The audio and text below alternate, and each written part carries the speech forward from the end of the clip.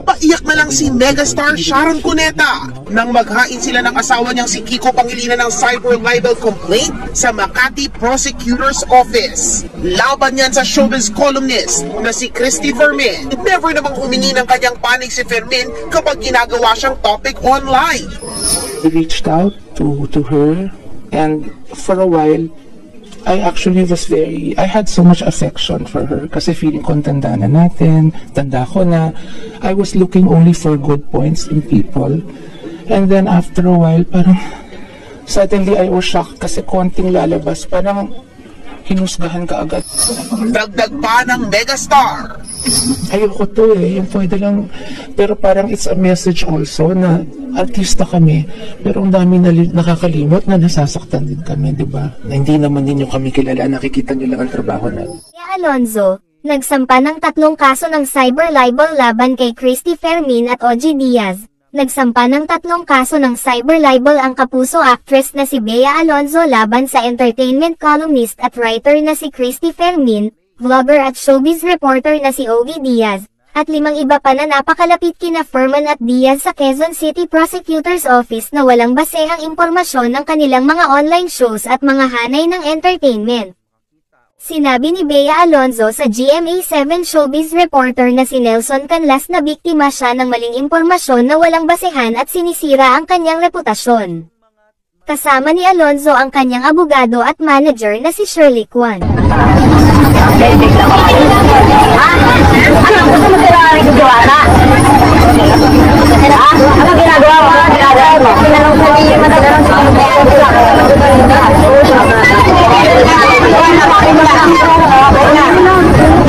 ganito kasi Diwata. Pagkatawad ako, nakapilang tao.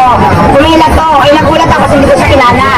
Hindi ka na to pitulakan din ang ton. Tinanong kita kuya kung nakaduty ka kasi akala ko, yung mga tao ko, ay binasa ko, wala kang dala, humingi ka sa sabi, kaya tinanong kita kung nakaduty ka, hindi ka nagsabi ko ang piso ka kuya.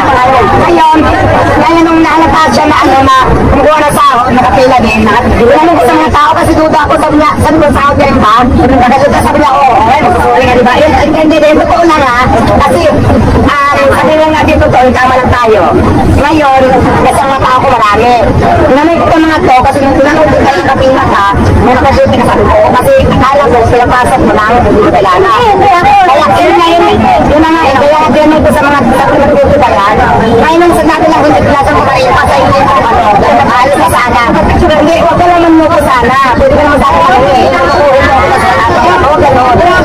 kasabay ko sa mga tao, wala kang dalang cellphone, wala kang dalang sabi, kasi tinanong mo, bakit ako nakaduty kayo? Sabi mo, oo. Yun na naman Good evening po sa inyong lahat. Ito po ang inyong lingkod, Jovel Rosales. Ano pa nga ba? Ang inyong isinusulsol sa akin. Ay! Imarates mo na, dali! So, good evening everyone, and let's jump up directly sa topic natin for this evening. So, unang-una nga ang pag-uusapan natin is all about Diwata Paris overload. Kung saan nga ay merong nagpanggap na trabahante ni Diwata na hindi naman niya talaga ito trabahante. So, maraming nagko-comment doon na bakit daw nagpapasweldo si Diwata in front sa mga customer. Diba? Kasi nakikita nga natin, nagpapasweldo lang siya sa parang garahe or parking lot at nakikita ng mga tao. Kaya, mayroong mga taong nananamantala. So, sinasabi doon na pwede ka naman magpasweldo sa mga tao doon sa parang private place or yung para namang decente tignan, yung parang ano ba yon, yung salary area kung saan niya pwede kang magpasahod, yung ganon. So, hindi doon sa parang public area na maraming makakita or meron pang gustong magsamantala sa'yo, 'di ba? And of course, na-call out din doon, guys, no?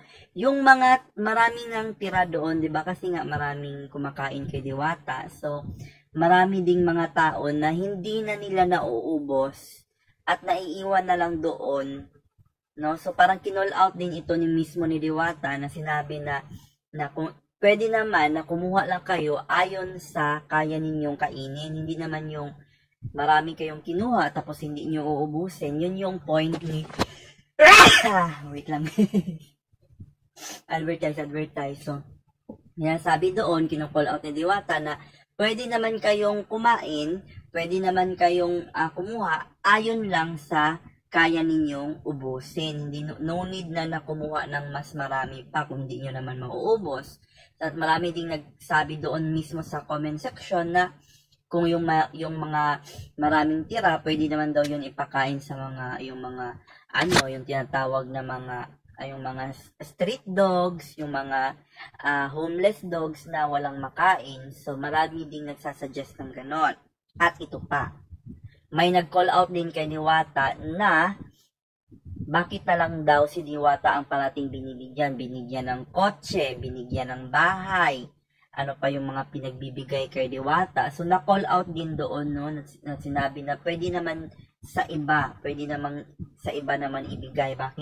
Bakit kay Diwata na lang parati? So, meron ding mga nagsabi doon na kung gusto mong magbigay sa iba, ikaw na ang magbigay doon. No need na ito pang mga taong ito. Kung gusto mong tumulong, ikaw na mismo ang tumulong. So, yun na nga ang point doon, no? Kung gusto nating tumulong, hindi tayo na mismo magkusa magtulong. Hindi na yung parang tuturo ka pa kung sinong taong gustong tumulong, di ba? So, sa maliit na paraan natin, tumulong tayo sa kapwa natin tao. So, yan yung first topic natin, no? So, sa pangalawang topic naman natin is yun na nga, guys, no? Bukod kay Bea Alonzo na nagsampa ng patong-patong na kaso laban kay Christy Fermin at kay OG Diaz, ay nagsampa din, no? Si megastar Sharon Cuneta ng cyber libel laban kay Christy Fermin. Ewan ko lang, I'm not so sure, pero ang pagkakaalam ko, ang sinampahan niya lang ng kaso is si Christy Fermin, no? So, yun na nga, guys, no? Marami kasing nagsasabi na medyo sumusobra na nga yung mga sinasabi nila. Kasi, guys, if you said, di ba na-discuss na natin to, kung wala ka kasi sa situation or wala ka doon sa pangyayari, kailangan mong gamitin yung, di ba, tignan mo yung sa mga yung mga words na di umano, sabi nila, or nabasa mo, and I quote, gagamitin mo yung mga term na yun kasi wala ka naman talaga sa pangyayari. Hindi pwedeng, kasi napansin ko, hindi ito opinion ko lang naman, napansin ko kasi, the way sila mag-deliver is parang alam na alam talaga nila at parang nandun sila sa actual na pangyayari. Kasi parang, kasi yun, kapag nandun ka, siguro may karapatan kang magsabi ng yung iba kasi below the belt na din, di ba? So, kung nandun ka sa pangyayari, I think may karapatan ka. Pero kung wala ka sa pangyayari na yun, medyo nakakaano yun. We cannot confirm things without us or personally you are a witness na nakita mo talaga at narinig, no? So, kaya nga gumagamit tayo ng mga words na di umano, sabi nila, yung quote, mga ganun, para to emphasize that we are just making an opinion. Hindi tayo nagde-declare na tayo yung may alam. Okay? So, ano ba ang makukuha natin sa mga natakil natin na topic? Unang-una is, yun na guys, no, maging thankful tayo at marunong din tayong kadiwata to maging thankful tayo sa mga blessing na natatanggap natin at kung sa sobra na ito ay magbigay din tayo para sa iba. And of course, sa pangalawang topic natin na about nga sa mga kaso-kaso, kailangan kung magbigay ka ng opinion, hindi naman yung parang below the belt na, no? Kasi minsan kasi, syempre tao lang din sila nasasaktan. So, we must be obliged to comment on what is right. Kumbaga, nababase din naman sa ating good moral character, hindi naman yung below na the belt na minsan nakakasakit na or nakakasira na ng buhay ng ibang tao. So anyway, yan lang ang masasabi natin sa topic na yan. Magpapasalamat tayo sa ating mga sponsor, Ma'am Sparkle of Ireland, Sir Mario of Cebu City, Ma'am Laida of Misamis Oriental, Ma'am Jessalou of Dinagat Island. Thank you so much sa inyong mga binigay na pera at sponsorship sa akin.